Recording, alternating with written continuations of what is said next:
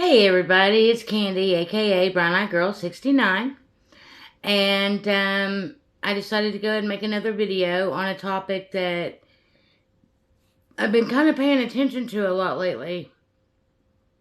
But yeah, I did take my shower tonight, and so I just got out of the shower probably 30-45 minutes ago, and my hair's still kind of damp, but not as damp. Anyway, if you want to know what I'm talking about as far as that's concerned, you can go watch my previous video that I made today called Candy's Chat Thursday, I think.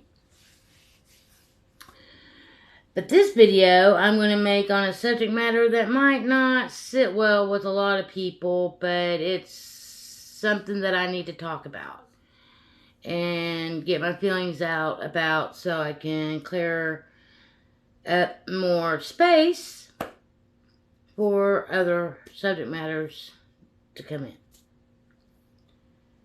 The topic that I'm going to be discussing is transgenderism.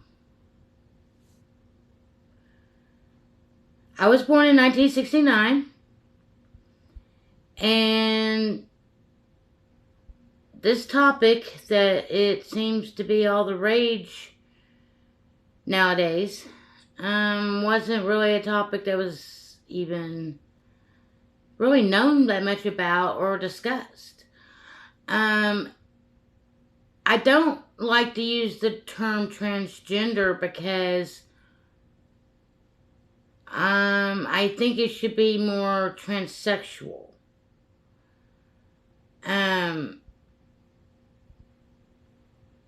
We're all born biologically what we are. So, I'm a biological female.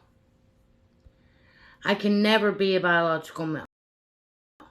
Just like a biological male can never be a biological female. Even if they go through 100% of hormone treatment and surgeries, biologically they're still either a male or a female. You're either going to be an XX or an XY. And there's no getting around that.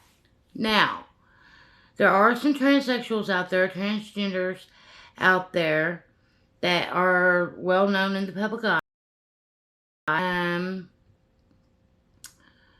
They're upset about this topic too.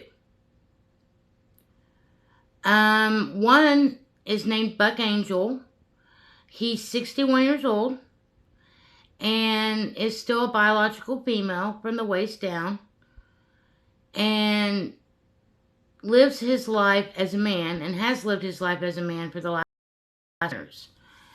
He was also, I believe, 29, 30 years old when he started his transition.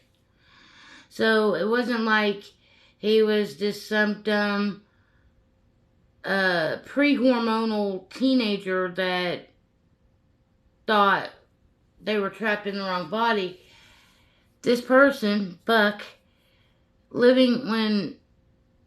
before his transition, was living as a female, had gender dysphoria.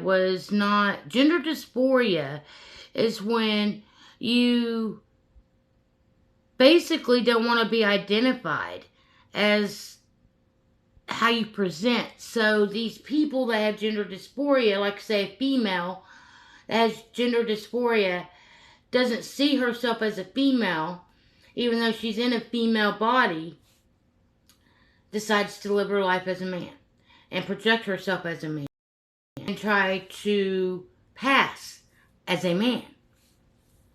And female to male will, bind her chest if she has a big chest to try to make it appear more flat. Wear more manly looking clothing. Get their hair cut short. Etc., etc.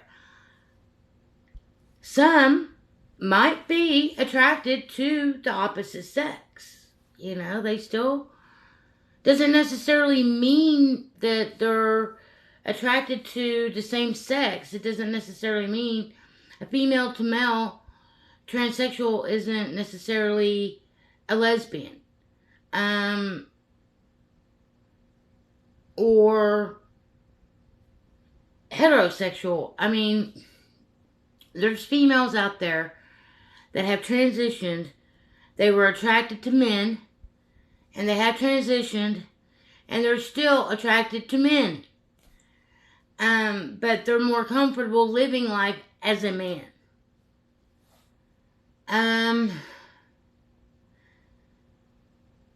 There's two trenders, is what I like to call them, out there, making their way through the communities.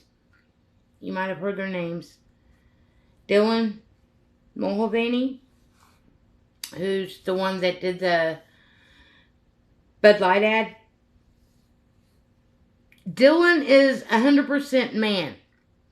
Has had no surgeries at all that I'm aware of, from what I've read about online or whatever. Dylan is a man. So I consider Dylan, I would put Dylan more in the category of a drag queen. A man, biological man, physically is a man, but his job is dressing up and appearing and acting like a woman. But the problem with this is they try to act like they know what it's like to be a woman when they have no idea what it's like to be a woman. Just like the females that want to live their life as a man, they don't know what it's like to be an actual physical male. Even though they might have some experiences throughout their life, you know, like the types of jobs they take or whatever. So they can kind of have a little bit of an inkling as to what it's like to live as the opposite sex or be the opposite sex as what they were born. But Dylan Mulvaney and there's another creep out there named Jeffrey Marsh that are indoctrinating children. Transgenderism is a part of an agenda. The agenda is depopulation. What better way to depopulate a population than to convince people that they were wrong, born in the wrong body, and that they need to mutilate themselves and they need to sterilize themselves.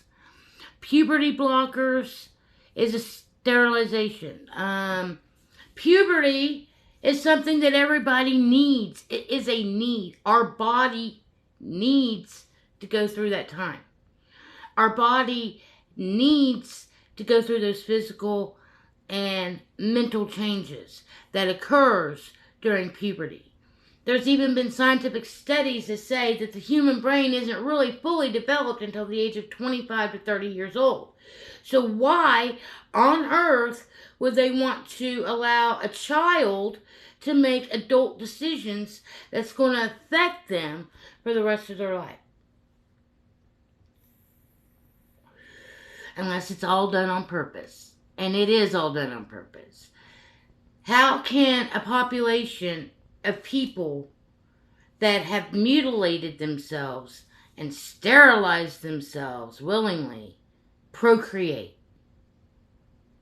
They can't. Now, the only way procreation can still take place within this trans agenda is if a female to male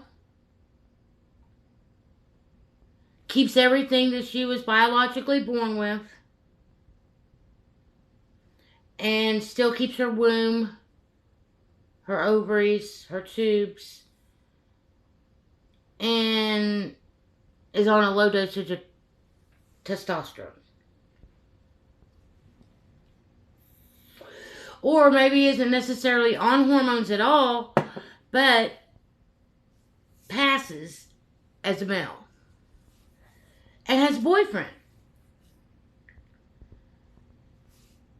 Well, if they're going to have sexual relations, there's that possibility that they can get pregnant. But it's still a female getting pregnant and a male getting the female pregnant, regardless of what the outer package looks like. That's the only way that it happens. Only women can give birth to children. So don't be fooled when they say, oh, I'm a pregnant man. No, you're not a pregnant man. You're a pregnant female that looks like a man. That's what you are. I just want to call these people out for the truth, for what it really is, because it's ridiculous. It's ridiculous. They're coming after our children. Here's another example of something that should have never happened, and my heart goes out to this person because they had no choice, no say in the matter, and their whole life is ruined because of something that their mother did. And that is the person known as Jazz Jennings. Jazz was a little boy, but he liked to dress up as a girl. And supposedly at the age of 2, knew he was a girl and started identifying as a girl. I'm sorry. What 2-year-old knows the difference between what a boy and a girl is? Slim to none. Because I'm going to tell you, I've got 2 granddaughters and I have 1 grandson. My granddaughters are 3 and 2. My grandson's like almost 4 months old. No, I guess he's about 3.5 months old, something like that. A little over 3 months old. When they brought him home from the hospital, they never tried to keep his sisters from him, but they did try to keep them at a distance for a while.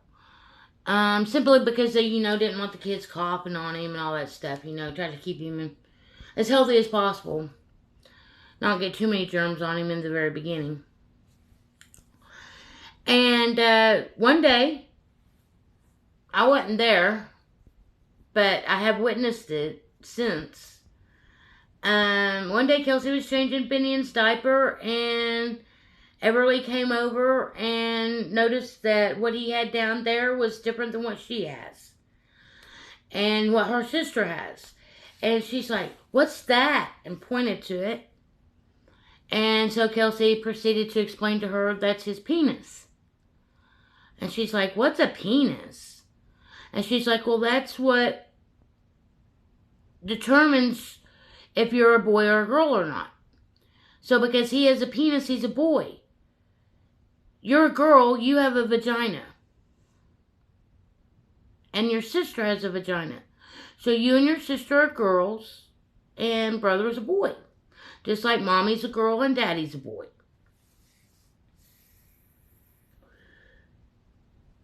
It clicked. The other day when I was over there and Kelsey was changing his diaper, everybody came over to me. She's like, Grammy, Finian's a boy. I go, yeah? How do you know? And she's like, he has a penis. I was like, yes. Yes. That's all it takes. It takes education. My grandchildren will grow up knowing who they are. Now, if internally they feel different than what their outward body shows, they're also going to be in an environment where they can talk about their feelings and their emotions with their parents and their loved ones, and get the support that they need and work through those feelings and issues as to why they might be feeling that way. But I'll tell you what, right now, there's no way that my daughter would try to transition my grandson from the age of 2. Turn her perfect little boy into a mutilated, confused girl. And that's what happened to Jazz Jennings. Jazz was put on puberty blockers at the age of 11. She never experienced puberty. Then went on hormone replacement therapy. So basically, biological male, put on puberty blockers so testosterone could not run through his veins. And then put on hormone replacement therapy, estrogen, to turn feminine. Then, I know has had at least 4 to 5 bottom surgeries. So this boy had his testicles removed, and his penis turned into what they call a vagina, but it's not nowhere near a vagina. It's an opened wound, is what it is. Also, I don't know if you realize, though, that if a man tries to get a sex change into a female, the surgery they go through, they will always continually, every day, or at least a couple times a week, as time goes on, will have to do a procedure called dilation to keep that wound, that hole, open. Most people that have transitioned and that are now in the detransitioning phase that went ahead and got bottom surgery, they lost all sexual function, they lost all sexual feeling, they lost all natural abilities. Some have even lost the ability to have an orgasm. They don't even know what it's like. Jazz Jennings doesn't even know what it's like to have an orgasm, and will never know what it's like to have an orgasm. I'm sorry, but that's pretty sad that this person who was once a perfect human being in their body was mutilated and turned into something that they aren't. And it's not just the physical hardships that they've had to endure. It's all the mental and emotional that comes along with it as well. So that's why I just want to say that, if there's somebody in your life that feels like they're in the wrong body, more than likely the reason why they feel that way is because of social media, TikTok, Reddit groups, anywhere where the information is being pushed heavily. I don't see it being really pushed heavily here on YouTube, but it's out there. It's out there. I believe these people have mental issues. And that's something that they need to work through. I don't think that a person can recover from these issues unless they put the effort and work into it. And it's not necessarily fixing themselves by trying to become something they aren't. Transgenderism, transsexualism is, like I said, a biological person living their life as the opposite of what they were born. That's what a true transsexual is. Not all transsexuals are going to go through all the surgeries. They're not. Some transsexuals will still keep their biological body that they were born with, but they will live their life as the opposite. True transsexualism is about 1% of the population. What we got going on nowadays, and that's been going on in the last 10 years, 10 to 15 years, I'd say, becoming more popular as each year grows, that's called transgender. It's a trend to be a trans person. That's all it is. One day these people are going to wake up and realize they've been duped. One day these people are going to realize that they no longer can get back what they used to have. There are a few people out there that are detransitioning. They're going back to their original biological sex. Some people can't go back to their original biological sex because they might have had surgeries to the point where they can't recover what they had taken away.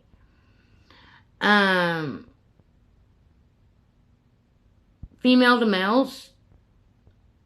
Some females that took testosterone, it changed their voice, And now that they've come off the testosterone, their voice will never return to the soft feminine voice that they might have once had.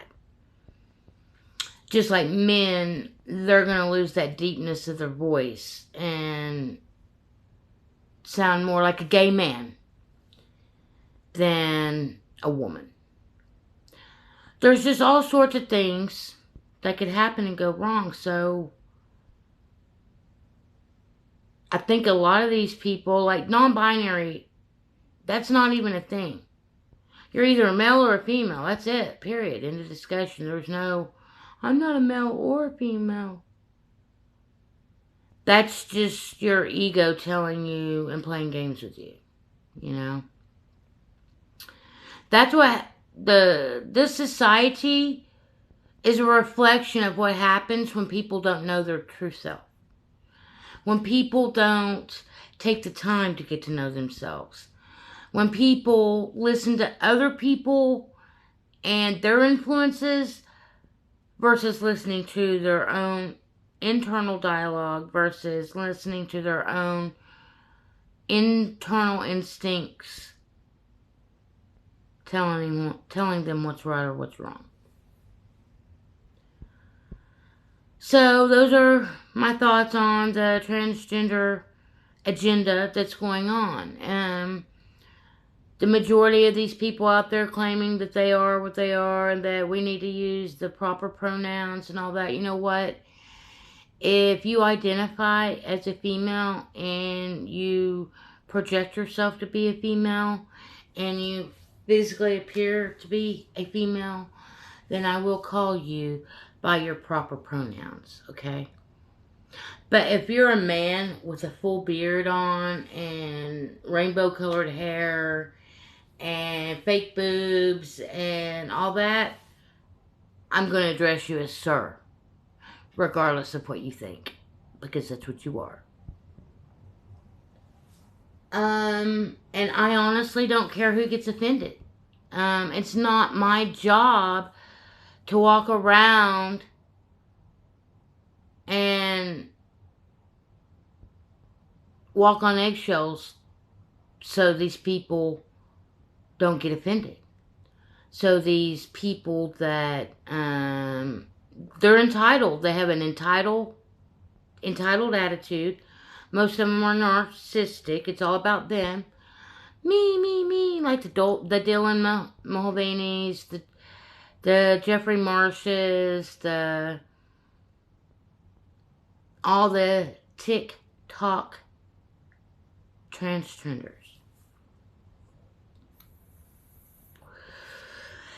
Most of them project this outward attitude that they have because deep down inside they don't like who they are.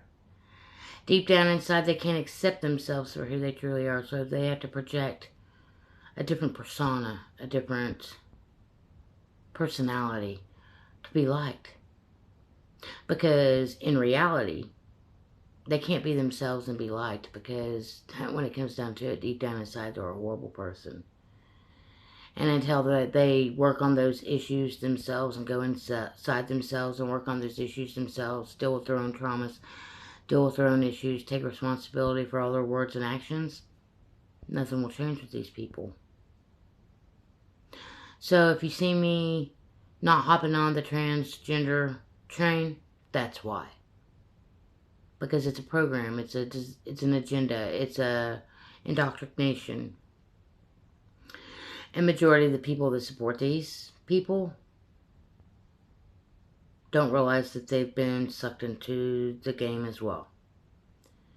I will support the true transgendered folks that are living their life genuinely and authentically as possible.